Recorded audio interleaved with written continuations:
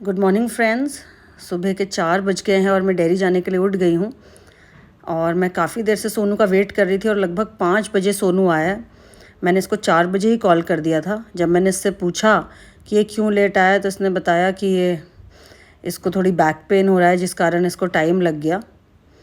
और अब हम लोग डेयरी के लिए निकल गए हैं। साथियों, कल मैं किसी से बात कर रही थी तो उस व्यक्ति ने मुझे कहा कि लोग जो है भैंसों को इंजेक्शन लगा के उनका ज़्यादा दूध निकाल लेते हैं। तो मैं आपको बताना चाहूँगी कि ये एक मिथ है, जो एक चर्चा चलती है कि भैंसों को इंजेक्शन लगा के उनका ज़्यादा दूध निकाल लेते हैं। भैंसों का ज़्यादा दूध निकालने का कोई तरीका नहीं है। वो इंजेक्शन जो भी लगाते हैं वो ऑक्सीटोसिन का इंजेक्शन होता है। और अगर भैंस पाउसती नहीं है, यानी कि वो अपने थनों में दूध नहीं उतारती अपने बच्चे के मर जाने के बाद, तो उसे वो ऑक्सीटोसिन का इंजेक्शन दिया जाता है, जिससे कि भैंस जल्दी दूध दे दे और मेहनत ना करनी पड़े। हालांकि आर्टिफिशियली हार्मोन्स देना गलत है और हम लोग अपनी डेयरी में इसको बिल्कुल प्रमोट नहीं करते। हम लोग नेचुरल तरीके से ही भैंस को पाउसते हैं, यानी कि भैंस के थनों में दूध उतरवाते हैं और कोशिश करते हैं कि इंजेक्शन ना लगाना पड़े। कॉफ़ी डेयरियों में वो इंजेक्शन लगा देते हैं फटाफट, जिससे कि ग्वालों का समय बच जाए और उन्हें भैंस के साथ ज़्यादा मेहनत ना करनी पड़े। ये पूरे रास्ते आज बारिश होती आई है सोनीपत तक, और अभी हमारी डेयरी पे भी बारिश हो रही है। रास्ते में तो इतनी बारिश थी कि कई जगह मुझे नज़र ही नहीं आ रहा था। और ये देखिए, बादलों के बीच से ये सूरज मियाँ झांक रहे हैं। ये तो बड़ी अजीब सी बात है, इतनी तेज़ बारिश और ये सूरज जी वहाँ से झांक के देख रहे हैं। और भैंसें अंदर सेफ़ हैं क्योंकि ऊपर शेड है और चारों तरफ हमने नेट लगा दिया है।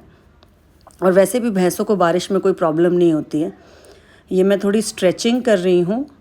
और स्ट्रेचिंग, ये जो एक्सरसाइज है या स्ट्रेचिंग है, ये आपके हिप और थाइज़ और बैक के लिए काफ़ी अच्छी होती है।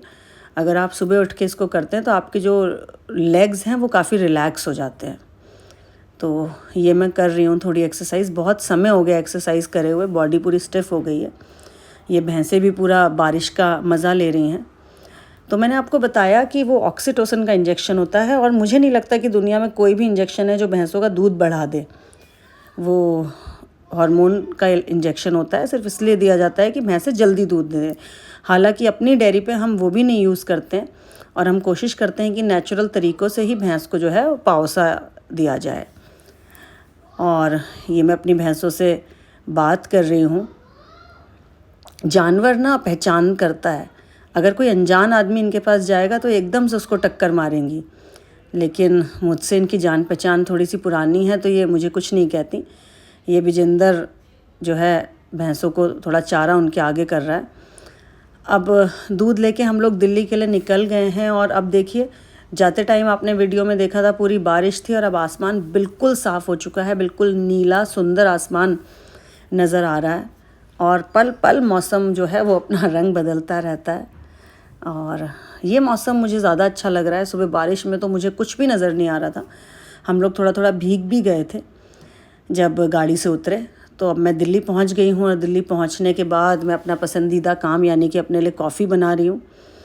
कॉफ़ी बनाने के बाद आज मैं पाव भाजी बनाऊँगी, क्योंकि विराज ने बोला है कि उसको पाव भाजी खानी है।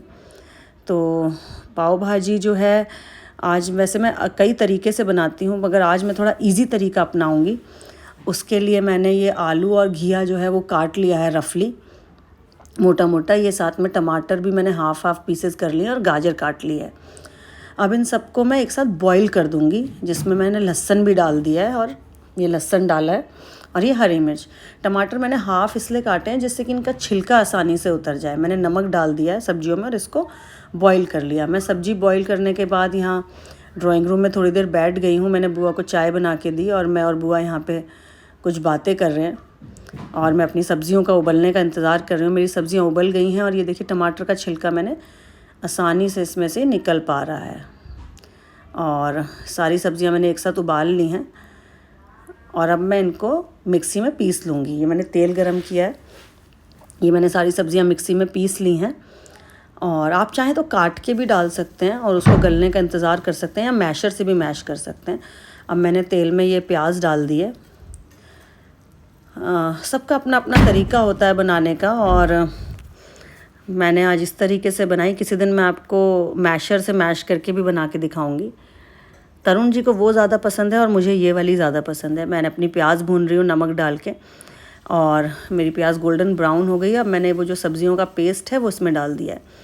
पेस्ट बनाने का एक फ़ायदा ये होता है कि आप इसमें कोई भी सब्ज़ी पीस दीजिए, बच्चों को पता ही नहीं लगेगा क्या है।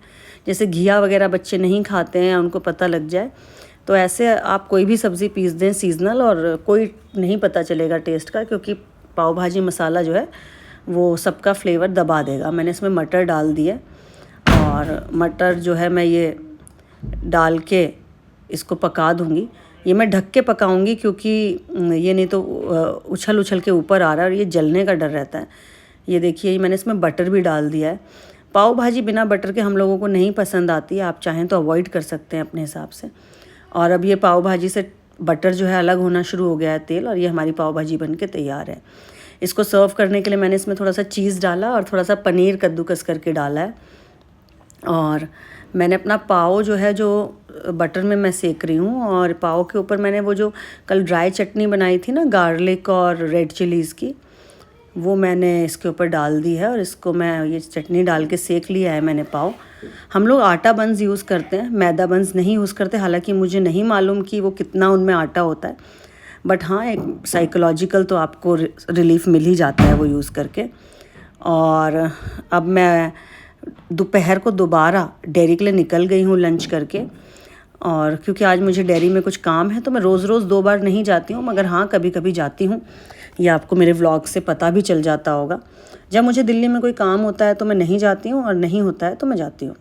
ये धान में पानी भरा हुआ है देखिए, और ये पानी लगभग अभी महीने 1.5 महीने ऐसे ही भरा रहेगा, नहीं तो धान में कहते हैं खरपतवार उग जाएगी। इस वजह से इसमें पानी जो है वो भर के रखते हैं। और मैं डेयरी पहुंच गई हूं, और डेयरी पहुंच के मैं अपने शेड में बैठ के अब देख रही हूं हमारा जो स्टाफ है वो दूध निकाल रहा है। कुछ भैंसें जो हैं वो रिलैक्स कर रही हैं, इधर वाली भैंसें खड़ी हैं क्योंकि शायद इनका भी दूध निकला नहीं है। अगर भैंस बैठी है और जुगाली कर रही है तो समझ लीजिए आपकी भैंस जो है स्ट्रेस फ्री है। अगर भैंस जुगाली नहीं कर रही, जुगाली करना होता है जब भैंस अपना मुँह चलाती रहती है।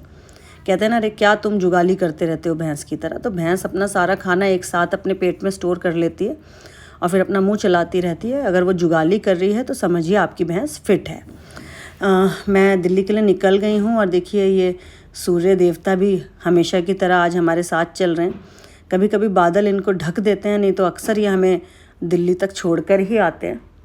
और मुझे बहुत अच्छा लगता है यहाँ पे सनसेट और सनराइज़ देखना, दोनों ही देखने का सौभाग्य मुझे प्राप्त है। और ये हाईवे पर मैं चल रही हूँ। आज शाम को हमें एक शादी में जाना है, तो मैं दिल्ली पहुँच के शादी में जाने के लिए तैयार हो गई हूँ। मैंने अपनी मम्मी की साड़ी पहनी है, तो ये साड़ी मैं दूसरी बार पहन रही हूँ। मम्मी ने एक बार पहनी है, अब मैं सोच रही हूँ उसकी ड्रेस बनवा लूँ। हम राम प्रताप शर्मा जी के यहाँ उनकी पोती की शादी में पहुँच गए हैं, और ये भाई हार्दिक है। नरेश शर्मा जी ने हमें रिसीव किया और हम लोग शादी में सबसे मिल रहे हैं। बहुत ही सुंदर शादी थी और बहुत से लोगों से यहाँ पे मिलना जुलना हुआ। शादियों में आने का यही फ़ायदा होता है। ये छोटा भाई पवन सिंघल है, मैं उससे बात कर रही हूँ, वो मुझे बता रहा है कि वो मेरे व्लॉग्स देखता है। ये तरुण जी का बहुत ही 20 साल या पता नहीं शायद उससे भी ज़्यादा साल पुराना फ्रेंड पंकज है। और हम सब लोगों ने फिर यहाँ पे फ़ोटोज़ क्लिक कराई और बहुत अच्छा लगा। शादी ब्याह में जाने का सबसे बड़ा फ़ायदा यह है कि आप सबसे मिल लेते हो। इस फ़ोटो में मेरा भाई पंकज राणा भी है जिससे मैं बात कर रही हूँ। अभी मुझे ना मच्छरों के लिए फॉगिंग मशीन की ज़रूरत पड़ी थी, तो पंकज के पास थी, तो मैंने पंकज से ही मांगी। और पंकज राणा जो छोटा भाई है वो इतना स्वीट और इतना हेल्पफुल था कि उसने हमें दी, तो मैं उसका बहुत बहुत थैंक यू कहती हूँ इस व्लॉग के माध्यम से। अगर कोई आपकी हेल्प करता है या आपके लिए कुछ भी मदद करता है तो उसका धन्यवाद करना बहुत ज़रूरी है। इसे ग्रैटिट्यूड कहते हैं और ईश्वर के प्रति, और अगर कोई आपका मददगार है तो उसके प्रति ग्रैटिट्यूड ज़रूर शो करना चाहिए। हमें अनिल भारद्वाज जी एक्स MLA मिले, और उनसे मिलने के बाद फ़ोटोज़ क्लिक कराने के बाद फ़ोटो में मनोज यादव जी भी हैं जो आदर्श नगर ज़िला कांग्रेस कमेटी के अध्यक्ष हैं। और उनसे विदा लेकर हम लोग घर की ओर चल पड़े। लगभग 11:15 बज गए हैं और हम लोग घर की तरफ निकल गए हैं। और मेरा आज का व्लॉग मैं यहीं एंड करती हूँ। Good night.